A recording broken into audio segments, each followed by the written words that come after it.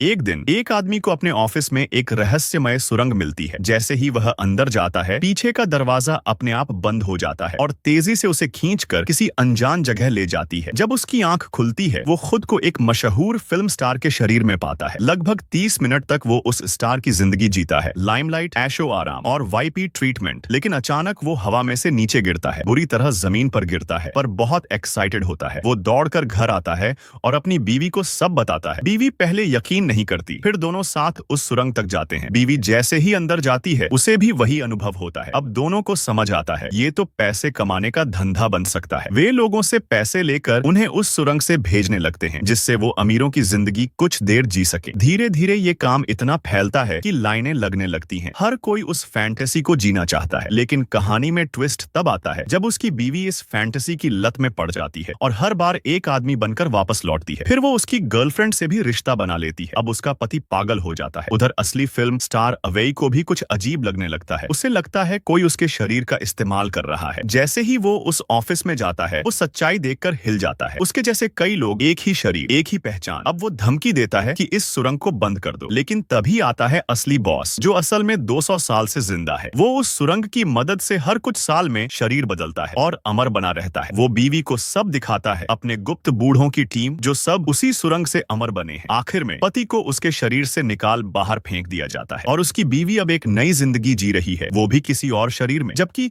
असली पति खाली हाथ अकेला रह जाता है। Subscribe for part 3।